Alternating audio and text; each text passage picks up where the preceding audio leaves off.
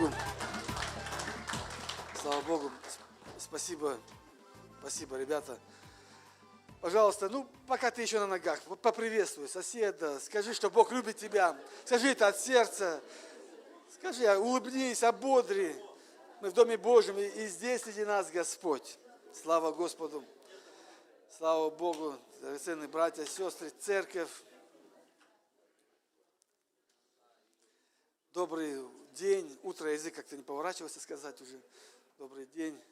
Очень рад вас всех видеть. Несмотря, весна, да, приходит так вот, со снегом, и солнышко. Зима не хочет отходить, но придет весна в любом случае. И новое будет, все новое. Жизнь, свежесть. Знаешь, весна всегда что-то производит, что-то рождается весной. Поэтому, дорогие сестры, матери, женщины, хотелось бы поздравить вас с этим праздником весны. Завтра у нас еще одна часть будет. Приходите все. Ребята приготовили там программу. Будут очень рады вас видеть. Но, конечно, хотелось бы, чтобы эта весна всегда была в вашем сердце. Чтобы эта свежесть весны, это свежее дыхание, которое мы пели, чтобы это всегда было в вашем сердце, в ваших сезонах, независимо какие этапы, периоды. Знаете, на самом деле вы возлюблены Господом. Аминь. Вы возлюблены Господом. Я знаю, сегодня какие-то этапы вы проходите, трудности, но Бог не оставил и не покинет вас. Поэтому поздравляю братьями каждую из вас. И хотелось бы, знаешь, действительно от лица детей, наверное, все-таки сказать вам, матери, огромное спасибо. Каждой мамочке, что вы есть, молодой, старший. Спасибо вообще, что вы есть. Без вас вы после Христа. Аминь. Хорошо. Давайте мы помолимся за вас. Давайте, братья, вы руки прострите, и мы помолимся за наших женщин. Господь Иисус, мы благодарим Тебя за каждую, маленькую, большую, Господь. Мы благодарны Тебе, что Ты окружил нас этими дарами, Господь. И мы сегодня действительно говорим спасибо Тебе, Господь, за этот дар, который есть в жизни каждого из нас. И мы благословляем, как братья, как дети, как мужья, мы благословляем каждую из них во имя Господа Иисуса Христа. Мы просим Тебя, Господь, чтобы полнота Божья, обилие благословения, пускай придет в жизнь каждую из них. Ты знаешь все, что сегодня не проходит, чем имеет нужду. Ты знаешь все, Господь. И прежде нашего прошения, мы как мужчины, мы соглашаемся, как священники, высвобождаем Твою благодать и Твое помазание в жизнь каждую из них. Господь, дай здоровья, крепости во имя Иисуса. Действительно, этого счастья, которым сегодня каждый из них думает, говорит Тебе и мечтает. И мы соглашаемся в этой молитве за каждую из них. Во имя Отца, Сына, Святого Духа. Аминь. Аминь. Слава Богу. Хорошо. Как-то слабо вы, женщинам. Мужчины, давайте дадим здесь. Утвердим это. Утвердим. Слава Богу. Рад вас всех видеть. Конечно, пастор Михаил, Елена. Давайте мы поприветствуем. Они скромные каждый раз. В следующий раз, Миша, прошу тебя, приходи сюда. В следующий раз вдруг летом, хорошо. На самом деле, кто-то знает, кто-то не знает, может быть, Лена, она была в нашей церкви, это дочка Оли, нашей сестры драгоценной. И она была, служила здесь, помогала в детском служении. И она лучшая была среди всех детских служителей, почти, ладно, чтобы домой не обидеть никого. Но на самом деле, спасибо, Лена. Потом она уехала в библейскую школу, вышла там замуж, вот за красавца Михаила, пастор служит. В общем, это и есть благословение.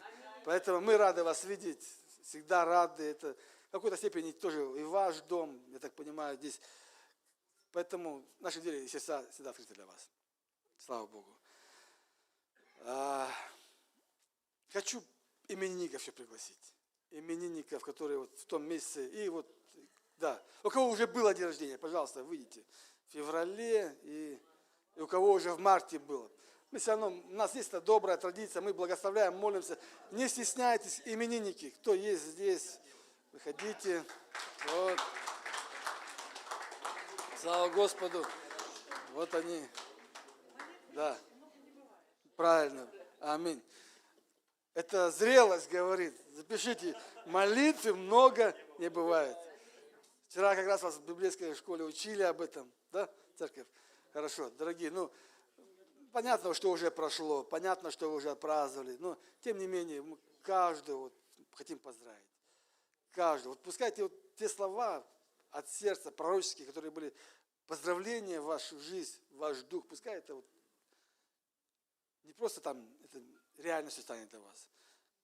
Здоровья вам, счастья, крепости, чтобы каждый из вас вошел в это призвание Божие, исполнил его и получил этот вот венец Божьей славы.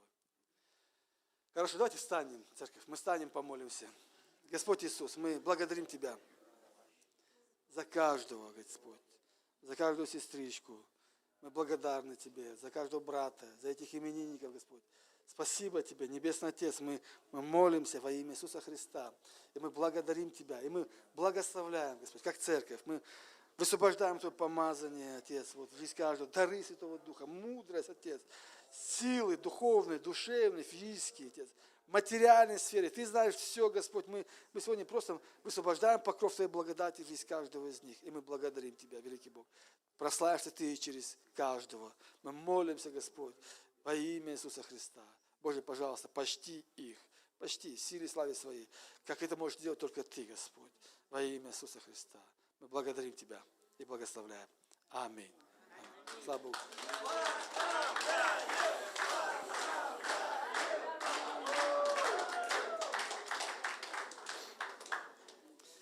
Еще я хочу завершить одну молитву. И здесь вышел в большей степени вот это сделать священнодейственная молитва. Будет у нас причастие сегодня. Поэтому подготовьте свои сердца. Пускай Бог что-то будет делать сегодня. И хочу вот сказать и помолиться за... Вы все знаете, многие знают, что была свадьба. Женилась, вышла замуж Надежда и Володя. На самом деле много лет нас связывают эти отношения с этой семьей. Сегодня у родителей 47 лет. 47 лет они в браке, родители. Мария и Володя, мы помолимся только за них.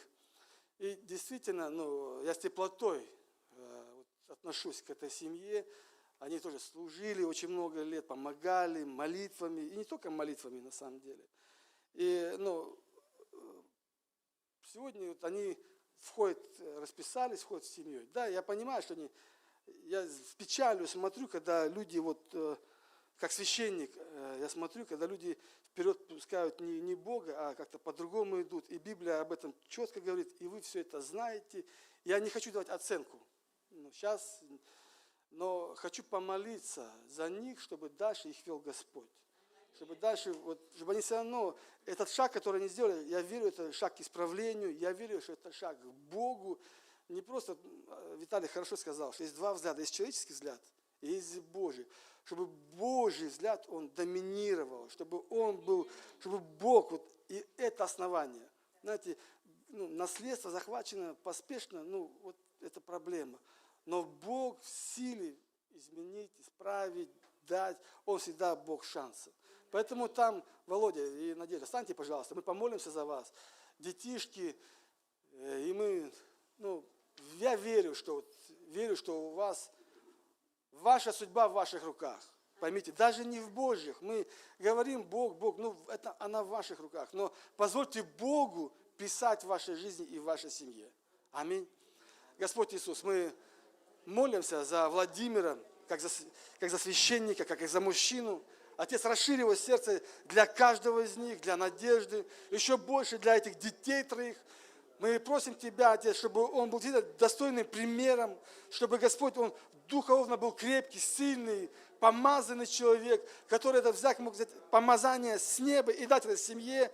Мы молимся за Надежду также во имя Иисуса Христа, чтобы она была помощницей, поддерживала. Но прежде молюсь как священник, Господь, чтобы Ты там царствовал в этой семье, чтобы воля Твоя благая, годная и совершенно была для этой семьи. Во имя Иисуса Христа, чтобы они действительно могли исполнить то, что должны, Господь. Дай мудрости, терпение, и пускай Ты там будешь посреди этих семейных отношений. Во имя Иисуса Христа благослови, Господь. Молимся во имя Отца, Сына и Святого Духа.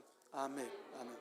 И еще, дорогие, знаете как, семьи, вот давайте мы сейчас за семьи помолимся. Вот, все, кто сейчас не семьи, сядьте, а семьи останьтесь, стоя. Мы помолимся. Ну ничего, если ваша половина где-то, вы стойте.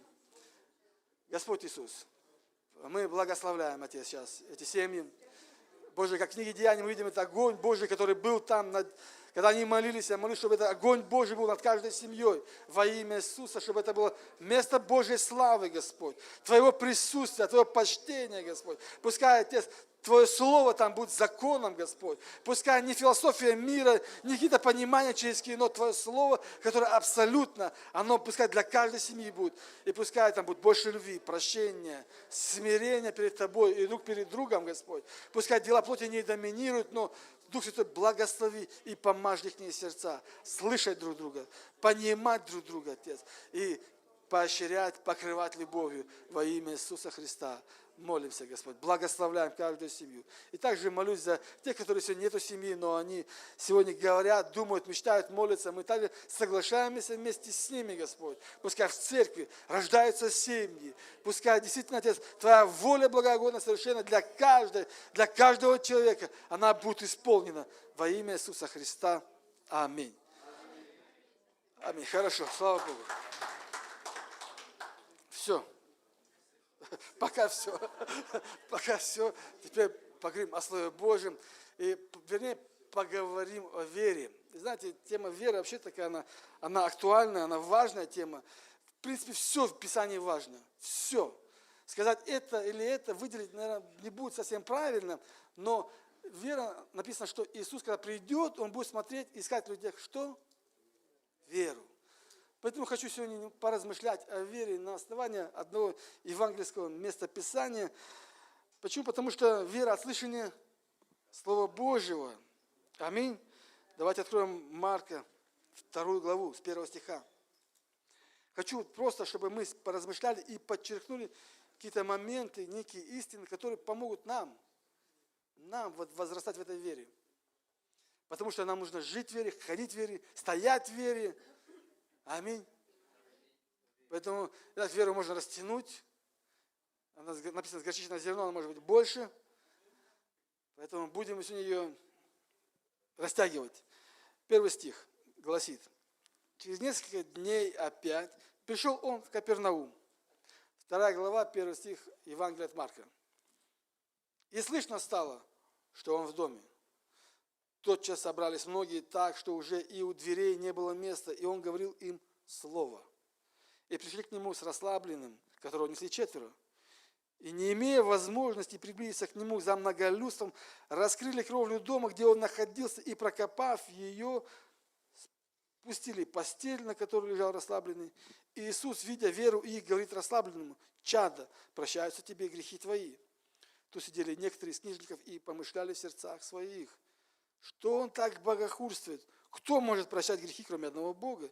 Иисус, тотчас узнав духом своим, что они так помышляют себе, сказал им: для чего так помышляете в сердцах ваших? Что легче, сказать ли расслабленному: прощаются тебе грехи, или сказать: встань, возьми свою постель и ходи? Но чтобы вы знали, что Сын Человеческий имеет власть на земле прощать грехи, говорит расслабленному: тебе, говорю, встань, возьми постель твою и иди в дом твой. Он тотчас встал и, взяв постель, вышел перед всеми, так что все изумлялись и прославляли Бога, говоря: никогда ничего такого мы не видели. Аминь. Аминь. Вот такое место интересно. И Марк пишет, что Иисус пришел в Капернаум. И знаете, мы часто можем видеть, как Иисус возвращался в этот город. Наверное, такой, знаешь, штаб-квартира служения Иисуса это было возможно. Но мы видим, часто он туда возвращался. Наверное, это был такой город, где больше всего он провел, наверное, времени. И что интересно, здесь мы видим, что он пришел домой. Фактически, грубо говоря. Мы не знаем, в своем доме или в чем-то доме но в другие переводы написано, что он в свой дом пришел. Но что интересно, о чем я хочу сказать, что в принципе с первых глав мы видим, что Марк пишет, чтобы подчеркнуть 2 места, куда он приходил. Первое, мы читаем, что удалялся к морю. Море. И море, это символ, символизирует люди, народы. И мы читаем, что когда он подходил к морю, его толпы людей окружали, люди окружали. И он служил там этим людям. Там собирались люди. Иногда, помните, надо было в лодку ему залезть, чтобы проповедовать. И другое место мы также читаем, и вы можете обратить внимание, особенно Евангелие от Марка. Написано, что в домах, в доме. Он приходил в дома, в дома. То есть он служил индивидуально, на личном уровне. Даже немножко сейчас отойти,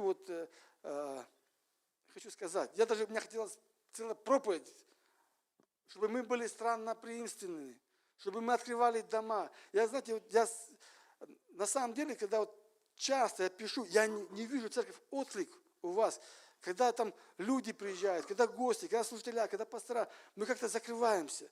На самом деле, почему я об этом пишу? Это есть благословение для нас. И есть благословение. Знаете, я такое откровение получил, не буду без имен. Один брат, он отпал от церкви, от Христа, как-то там куражился непонятно там. В общем, занесло его не туда. И они что сделали? И для меня это было свидетельство. Они сделали что? По воскресеньям они начали собирать людей, верующих из церкви. Они объяснили, что мы там не будем проповедовать, не будем служить, мы просто собираемся, вместе кушаем и вместе общаемся. И раз, два, три, четыре, не знаю, 5 раз они собрались. В очередной раз он мне звонит и с таким дрожащим голосом говорит, он на работе, в комнате, и пришел Бог к нему. И пришел Бог к нему. И знаешь, я понял, откуда это. Он просто открыл свой дом. Он открыл свой дом и начал служить. И на самом деле к нам пришли не просто люди. Помните, когда к Аврааму пришли эти ангелы? Что получил? Он получил слово, он получил откровение там. Человек ждал, ему нужен был ответ от Бога касательно ребенка. То же самое мы читаем здесь, в Марке, выше в главах, когда пришел к Петру домой. Теща болела. Лежачая была. Получила исцеление. И мы читаем, что он приходил в разные дома, он заходил, чтобы послужить людям. На самом деле, когда домашняя группа, когда у тебя что-то, дом твой открыт, сам Господь приходит к тебе. И ты пожнешь. Я не знаю, это здоровье, финансы, я не знаю, что это, но если благословение. Поэтому, знаешь, когда пришли тебе, там, пастора, не знаю, кто-то, подводи детей, подводи больных, подводи, пускай молятся, пускай благословляют. И сам Христос, Он будет что-то делать в их жизни. Аминь. Аминь. И мы видим, что Иисус часто бывал. Он был в домах. Он был там. И мы читаем здесь, что когда Он пришел в дом, собралось много людей. Люди слышали, новости эти распространялись, они приходили, чтобы получить исцеление. Знаешь, как ты думаешь, если бы Он не исцелял, приходили бы люди? Они приходили за ответом, и они получали. Они получали. И мы видим, как Иисус, написано, что Он шел к людям, шел к народам, шел и также шел в дома, чтобы послужить лично, на личном уровне. Аминь. В первом случае Он шел к людям, во втором случае люди шли к Нему. И то важно. Значит, когда мы выходим из церкви, идем туда, к людям, это важно. И также важно здесь, когда мы собираемся вместе, мы молимся, и люди приходят. И люди приходят. Знаешь, где Иисус прославляется, где Иисуса ждут, там всегда какая-то будет движуха. Там люди будут. Это заманивает, это манит людей. Люди, может быть, не понимают чего-то, но они это. Знаешь, мы с одним разговаривали, буквально недавно, он много лет нас знает, как бы он у нас такой сам по себе ироничный, как бы он ни спрашивал, но внутри у него был интерес. Он видит что-то особенное. Он видит то, что у него нету. Я не знаю, это зависть, интерес, что любопытство, как угодно. Но люди чувствуют вот это помазание, этот цвет, этот соль, который есть у вас. Это мы уже, даже это приелось, мы привыкли уже, мы даже не замечаем. Для нас это норма, для нас это в порядке вещей. Но всегда это видно. Если в тебе живой Бог, это будет видно, короче. Аминь. И мы видим, что там было тесно, люди сбежали, все было забито, забили место. И представьте, это вот интересно, Палестина, Израиль, Ближний Восток. Я не знаю, кто из вас здесь был. Кто был? Но это жарко, да, Светлана? Это очень жарко. И вот несмотря на эту жару, они все собрались вот там. Все вместе. Поэтому, когда будет много людей, ты не чувствуй себя это. Не говори, это мой стул.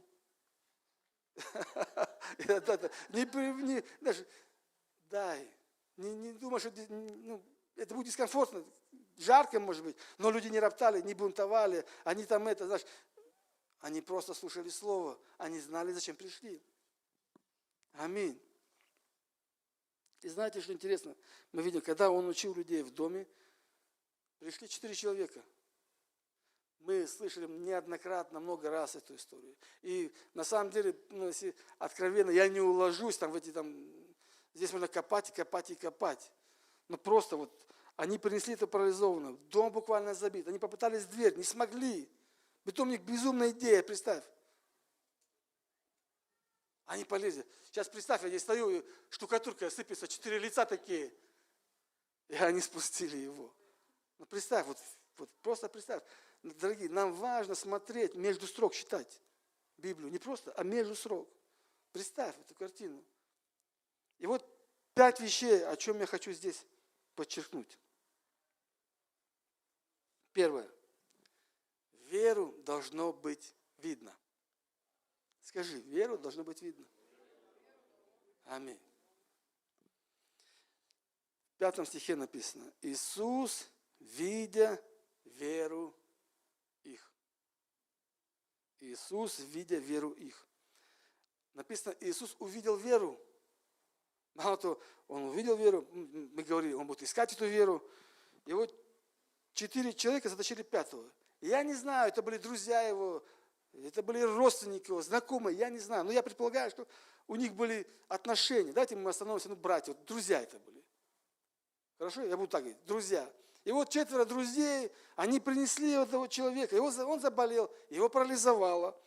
Они верили и слышали, что Иисус может исцелить. Знаешь, они не просто сказали, ты верь, у тебя все хорошо будет. Все хорошо будет, Нурбич. Не переживай, прорыв будет, все, давай, все будет хорошо. Знаешь, они не просто сказали, мы надо так, это правильно, я не говорю, что не надо говорить, вдохновлять, ободрять, надо. Но эти 4, посмотри, они не просто сказали, ты верь, что он тебя исцелит. Они взяли его и понесли его. И понесли, они взяли ответственность, они взяли, и это чего-то стоило им. Правда. Как минимум надо было залезть, мы не знаем, сколько там метров, как минимум надо было залезть, разобрать, спустить. Это была какая-то цена. И вот, дорогие, к чему я говорю? Я говорю о том, что веру нужно показывать. Она не может быть абстрактной. Если я называю себя верующим, если я называю себя христианином, если я себя как-то сопоставляю с этим, то моя жизнь должна, если она не отличается, тогда с моей верой что-то не то. Если она отличается от людей этого мира, если она что-то не то, веру должно быть видно, куда бы я ни шел. Аминь.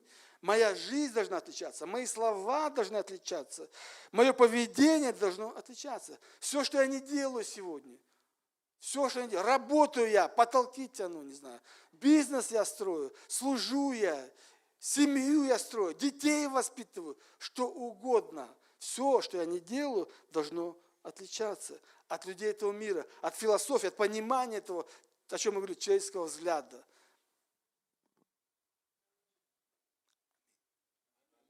Как-то вы это не особо, ладно. Но если я еще раз повторю, если я верующий, то я должен отличаться. Я не могу слиться. Я не могу слиться с ними. Иначе там не разберешь, не видно, кто там, ху есть ху. Знаешь, должно быть видно. Мою веру должно быть видно во всем, что я делаю. В моем образе жизни, в моих словах, в моих поступках, в моем поведении, как я реагирую. Как я реагирую, на зло, когда мне дали по щеке. На эмоциях моих. Мою веру должно быть видно. Аминь. Веру должно быть видно, что я другой, что я по-другому реагирую, что у меня ценности другие. Что я отличаюсь. Аминь. Она должна выделять тебя среди массы, среди толпы. Это печально, когда тебя не видно там, ты просто, это печально. Яков говорит, вера без дел мертва. Мы не можем говорить, мы верим, если наша вера, она ни в чем не выражается. Правда ведь? Это самообман, это обольщение какое-то. Так не работает. Яков говорит, смотри, 2:20. Яков 2:20. Но хочешь ли знать, неосновательный человек, что вера без дел мертва? Глупый, в другом переводе. Хочешь ли знать, глупый человек, что вера без дел мертва? 1 Фессалоникийцам 1:3. Павел пишет, непрестанно памятую ваше дело веры и трудолюбие, и терпение, упование на Господа нашего Иисуса Христа пред Богом и Отцом нашим. Он говорит, непрестанно вспоминаю ваши дела веры, говорит. То есть вера – это дело. Аминь. Вера – это дело. Мы читаем здесь, он говорит, я всегда помню ваши дела веры. Вера, она связана с делами. Мы не делами не зарабатываем Божие расположение, и не спасение мы не заработаем. И иногда некоторые вот они так думают, чем больше сделают, тем это. Нет, так не работает. Но вера в сердце, она будет выражаться. Она будет выражаться. Аминь. В нашей жизни она будет вытекать, дела вытекают. Это результат нашей веры. То есть это будет толкать тебя к определенным действиям, твоя вера. Твоего Христа, твоего Бога будет видно. Аминь. Матфея 5, 16. Небесная Конституция. Матфей говорит, так да светит свет ваш перед людьми, чтобы они видели ваши добрые дела и прославляли Отца вашего Небесного. Знаете, мы иногда это списываем на социальные дела только. Нет, не только, вернее. Это второстепенно. Свет они должны видеть. Чтобы люди видели. Люди хотят увидеть, когда мы говорим о Боге. И не просто, знаешь, мы вот говорим, но мы еще и показать обязаны. Показать. Не просто бла-бла-бла, а потом непонятно что. И ты наоборот такое антихристианство показываешь. И вот я так часто с этим сталкиваюсь. И знаете, мне вот просто мне печально становится. Мы людям не просто, а мы показываем вообще, ложку-то показываем. Люди разочарованы в Боге становятся. Написано, чтобы люди видели Бога. Свет ваш, да, светит. Знаешь, интересно, что людям все равно, сколько я молюсь, там, в тайной комнате. Людям все равно, сколько я прошел там времени. Но если ты после этого выходишь и идешь в мир, и ты не светишь, и нет этих добрых дел веры твоей, ты ничем не отличаешься от них. Хоть сколько ты там промолился, но если свеча там, ее не видно, не слышно, они хотят люди увидеть Бога в твоей жизни, в твоей семье, в твоих детях, в конце концов, в твоей жизни. Люди к вам, знаешь, будут приходить просто. Вот как только ты сказал, ты верующий человек, люди будут приходить и через лупу смотреть на тебя. Через лупу смотреть. И даже не на тебя, а на твое. Они будут сравнивать, они будут завидовать, они будут интересоваться, как ты живешь, как ты сказал, а как ты отреагировал, а что дети твои. Они хотят увидеть Бога в твоей семье. Поэтому первое, что мы можем здесь увидеть и научиться, первое, о чем я говорю, что веру должно быть видно. Написано, Христос увидел веру. Веру друзей, дополню. Не просто веру, а веру этих четверых, которые принесли этого расслабленного.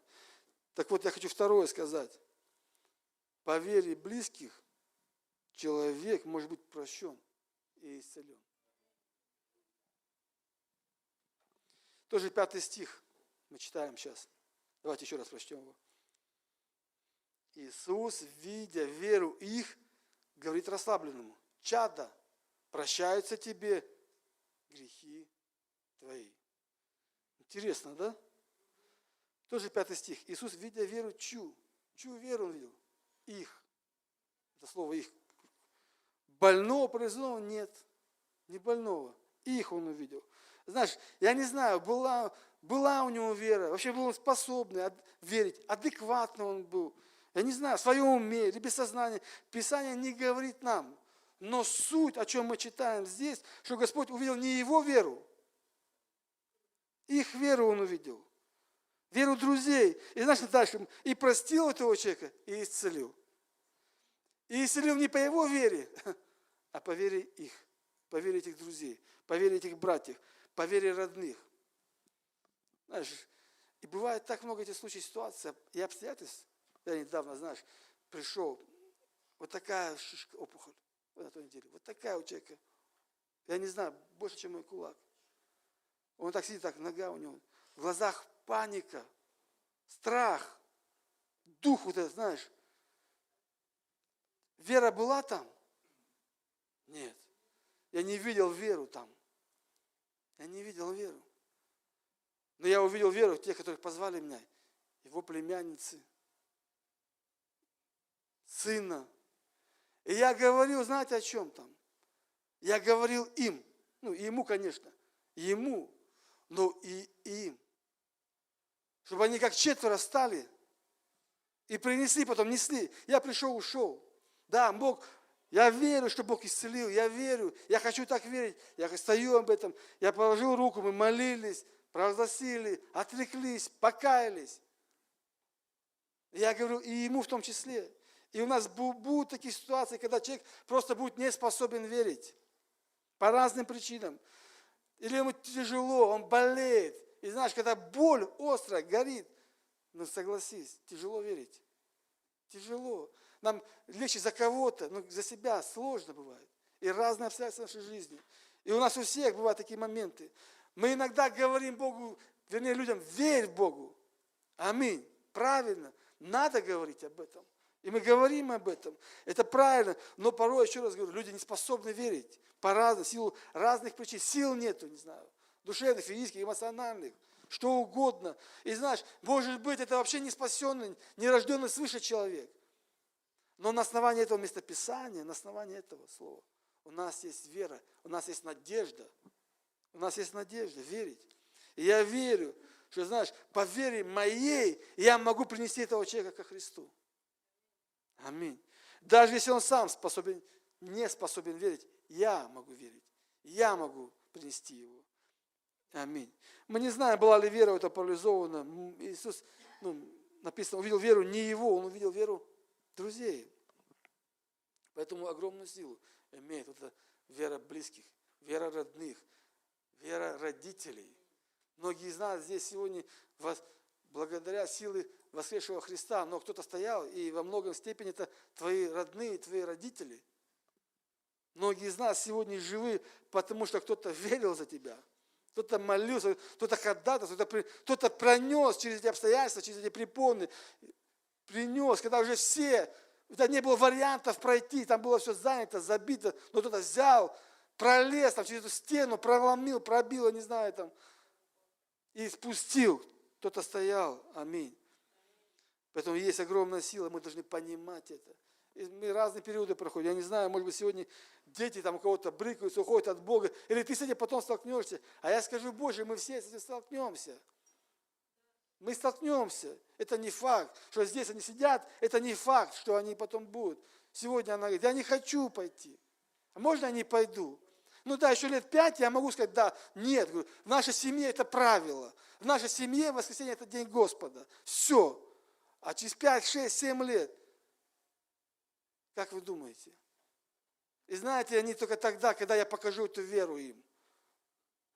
То, когда я покажу, как я не просто мои слова заставлять, а чего вы не читаете Библию сегодня? Ехал, говорил. Я понимаю, что заставлять я могу только вот на этом периоде. А дальше. И ты не навяжешь. Только моя живая вера, мои молитвы, мой образ жизни, когда я смогу их принести ко Христу, потому что кто знает, как дальше будет. Но это факт, что мне нужно будет нести, и моя молитва, и я верю, она поможет моей семье, моим родным, моим друзьям, церкви моей, знакомым моим, этому городу, потому что Бог послал не просто здесь нас, ну, вот мы кололись, употребляли, хулиганили, там, не знаю, у каждого свои там были грехи, вы все сами знаете. И не просто, чтобы мы там женились, расписались и вот на лимузинах покатались. Не просто. А мы не просто лайки поставим, скажем, вы молодцы. А знаете, скажу больше, я сколько раз видел, потом люди, когда неправильно начинали, проблемы в детях, у них, может быть, все хорошо. Проблемы там, сям. И что делать? Ко Христу нести. Ко Христу нести. Ко Христу. Они не могут сегодня. Они там отошли, я буду нести. И я увижу победу своего Господа, потому что Он обещал мне мне, тебе обещал не оставить, не покинуть, не забыть тебя. И написано, все наши молитвы, они перед Ним собраны в сосуде. Бог стоит за каждой молитвой. И если мы не ослабеем, то пожнем. Поэтому неси других ко Христу, когда они сами не могут. Неси. Неси других своей верой, потому что ты не знаешь, возможно, завтра ты будешь в такой ситуации, когда тебя надо будет нести. И помоги нам, Господи, научиться носить. Не осуждать, не судить, не обличать. Но прежде любить и нести их. И не только вот своих, понятно, наипаче своих, но и не только. Третье.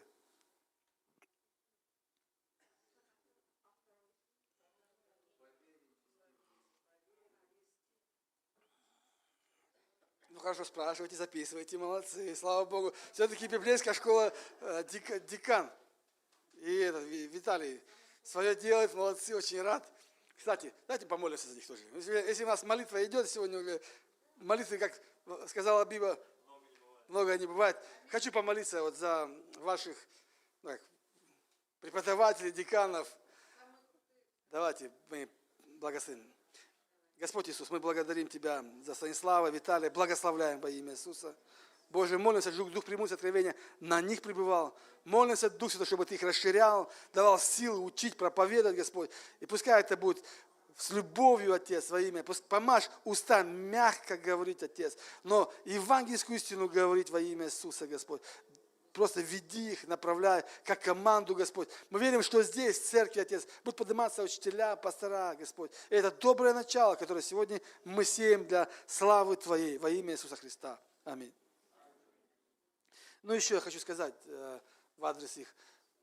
Считайтесь, уважайте их, хорошо?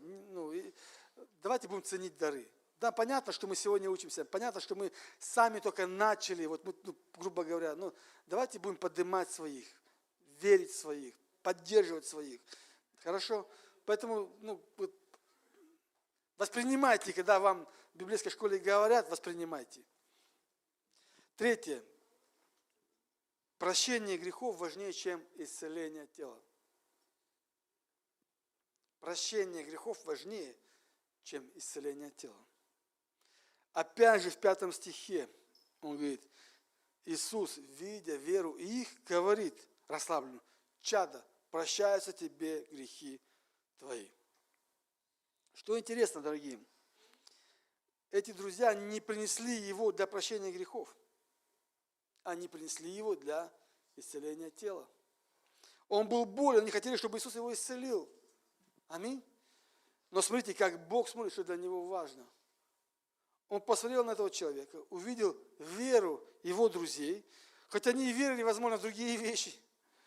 И он говорит, прощаются тебе грехи твои. То есть по вере друзей Иисус простил грехи этого человека. Знаешь, может быть, некоторые сейчас скажут, пастор, что ты православие там загибаешь, там, можно там отмолить кого-то. Я верю, что вот пока можно, вот здесь человек живой, мы можем. Там другой вопрос уже. Поэтому, о чем здесь написано? Что были прощены по вере этих ребят его грехи. Аминь. Хотя они даже не просили его, кстати. О чем это говорит? Это показывает, что для Бога, для Господа важнее, это важно. И тогда, и сейчас спасение души, прощение грехов. И тогда, и сейчас.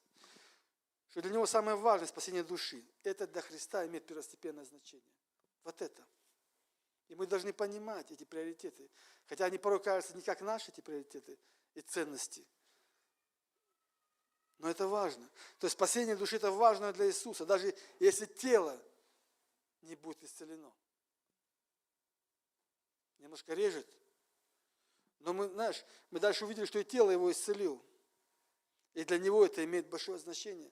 Прощение грехов, жизнь вечная, спасение души, возрождение духовное. Аминь.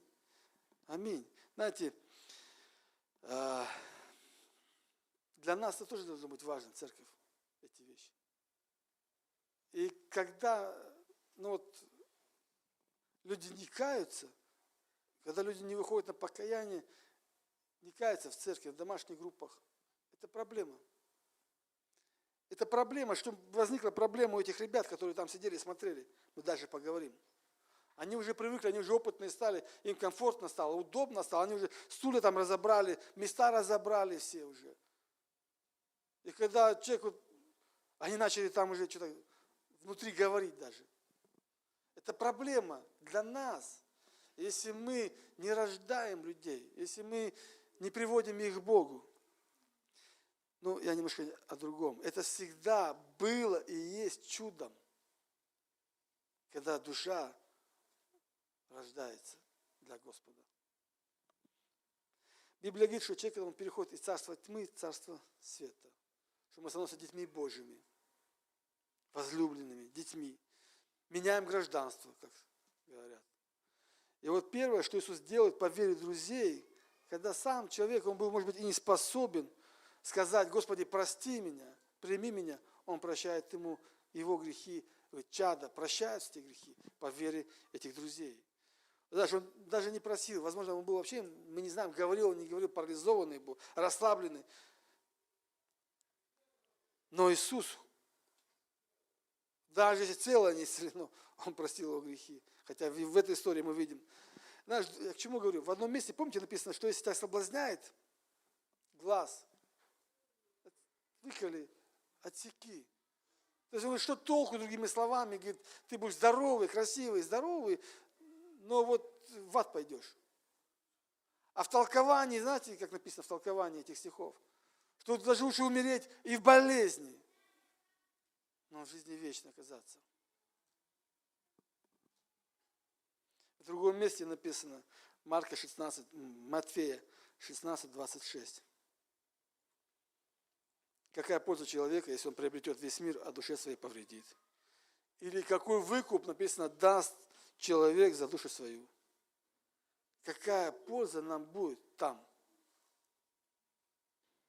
Мы хотим здесь, сейчас, сразу, и сами себя можем потешить. Но пользы не будет. В глазах Бога и приоритет он расставил. Поэтому он говорит, что спасение души, и мы должны понимать, что это важно и ценно. Прощение грехов важнее, чем исцеление тела. Матфея 16, 26 мы читали. 4. Спасение часто открывает путь к другим чудесам. 11 стих написано. После того, как он простил грехи человека, он говорит: тебе, говорю, встань, возьми постель твою и иди в дом твой. Знаешь, мы все здесь видели много раз, когда неверующие люди, они приходят к Богу в проблемах, разбитые здоровье, разбитые семьи. Наверное, это в большей степени к нам и относится, да, здесь. Мы пришли, кто-то приполз, кого-то принесли к Богу. Уже не было ни надежды, ни каких-то связей, ни знакомств, ни денег, даже многих у родственников не было. Все было разрушено, в долгах, как в шелках, я не знаю, все уже. Знаете, я помню одно свидетельство человека, он говорит, я когда на евангелизацию он покаялся, я говорю, до покаяния у меня гнило все внутри. Мне сказали какой-то лимит, там врачи сказали, все уже. И говорит, я поверил, когда там говорили на улице, я это принял, поверил, говорит. Я услышал, что Иисус может мне помочь. Я пришел домой, пошел в туалет, и из меня все полилось в меня. И я понимал, это вся эта горечь, вся эта гниль, которая гнила внутри, она себя выходит. И я стал абсолютно здоровым человеком. И так много этих свидетельств у нас у каждого. Мы это видим на реабилитациях, мы видим это в церкви. Мы видим, как за спасением целый букет благословений. И нам каждому есть что сказать.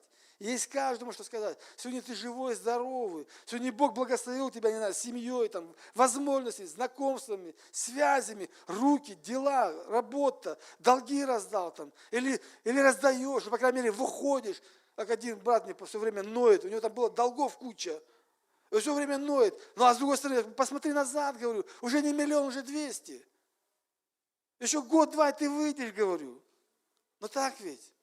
И мы видим только, как Бог ведет нас, что делает, меняет качество жизни. Чудеса за чудесами, к которым мы уже, к сожалению, мы привыкли. Для нас это норма стала. Мы привыкли к этой благодати, купаемся, так думаем, так будет постоянно. Что Бог нам должен, знаешь, так. Но на самом деле за спасением, когда ты отдаешь жизнь Господу, ты видишь Его руку, ты видишь это благословение, это защита, которая Он тебя окружает, ты это переживаешь, это видишь, и ты понимаешь, что это не ты, что это не просто люди, это Господь в твоей жизни. Он творит чудеса. Аминь. Спасение открывает. Почему и прощение, и жизнь вечная, потому что за этим остальное входит в эту дверь. Все остальное. Поэтому нам важно говорить о спасении. Поэтому нам важно проповедовать о спасении.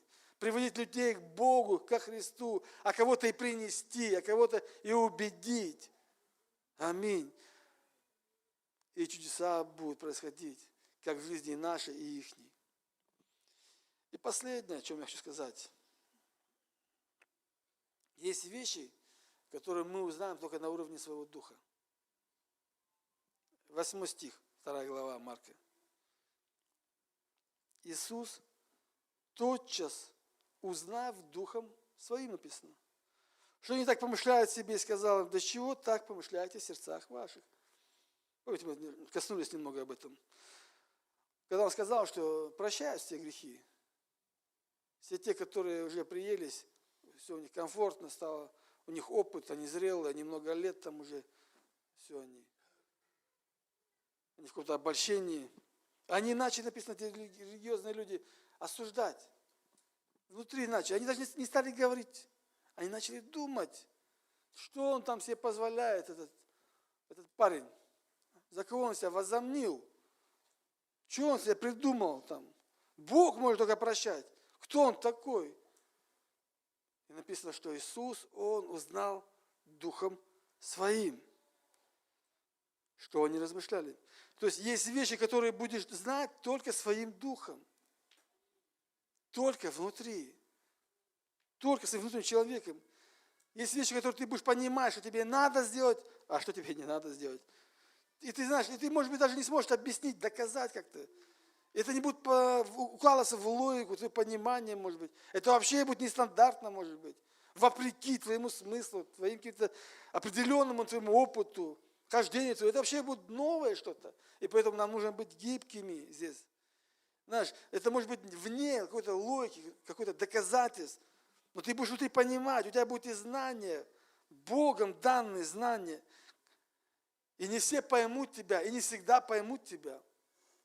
Но, знаешь, элементарно, бывает такое желание пожертвовать сумму, которую ты не планировал. Бывает. И ты понимаешь, что это не ты. Ты понимаешь внутри, что это Господь. И когда ты выбираешь быть послушным, приходит прорыв, какие-то сферы, благословения, определенный прорыв. Ты тебя спрашиваешь, ты даже объяснить не можешь какие-то вещи. Просто это пришло внутри. Знаете, это будет на уровне духа, оно приходит от Бога, оно приходит от Святого Духа. И Бог хочет вести нас, тебя и меня, через Дух. Аминь. Знаешь, когда часто ты не знаешь, что делать, ты молишься, и приходит понимание, что тебе сказать, как тебе выйти с этой ситуации, как пройти через эту толпу. Помните, Иисус, Он проходил через всякие обстоятельства. Это быть водимым Духом Святым. И Бог хочет работать с каждым из нас. Аминь. Определенно. Знаешь, только исходя из физической реальности, только исходя из нашего, да, понятно, мы должны видеть, слышать, говорить, анализировать, понятное дело. Слава Богу, есть ухо, чтобы видеть там, ну, наоборот еще, да? Вы поняли, что ты видишь, слышишь, слава Богу. Да, это хорошо. Хорошо опыт, хорошо все. Анализ хорошо. Но когда ты будешь на перекрестках судьбы, перекрестке жизни, моменты, судьбоносные моменты, тебе надо будет понимать, иметь откровение от Бога. Помните, Исаия о Христе говорил, что Он будет судить не по глазу, не по слуху, но по духу премудрости откровения, по духу. И нам нужен этот дух премудрости откровения, который только мы там можем взять, только с Ним, только в этой комнате, в молитве. понимание, слово знания, слово мудрости. Или когда ты будешь молиться за кого-то человека, и там не нужно будет твое понимание. Тебе нужно понимание от Бога. Аминь. И Бог хочет тебя использовать, и Бог хочет сказать. Интересно, что Он говорит. Это был бы не Бог, если бы Он молчал, правда. И если бы мы не получали, мы бы и не приходили бы туда. Мы бы не тратили время зря. Но иногда и так часто мы просто не даем Ему сказать. Мы не слышим. Мы просто оттараторили свое, побежали и успокоили себя. Мы помолились типа. И так и нет этого понимания, и нет этого откровения, и нет этого слова. А Бог хочет и дает дары свои, дары Святого Духа. Дает нам. И нам важно чувствовать этот импульс, который внутри, который от Бога в твою жизнь. Аминь. Дух Божий хочет вести нас. Он хочет вкладывать эти знания в твой дух, в твою жизнь. Аминь. Чтобы знать, как к тебе выходить, как принимать решения, как реагировать, как проходить. Как когда тебе хочется по плоти, да, с этим пониманием ты можешь пройти и по духу. Аминь. Знаешь, это так много раз, когда я делал, Бог говорил, я делал по-своему, и там так много боли, а там ошибки происходят. И вообще это проблема, когда мы вперед плоть пускаем. Это проблема. Нам нужно дух пускать. И так работает Бог, так работают дары Святого Духа.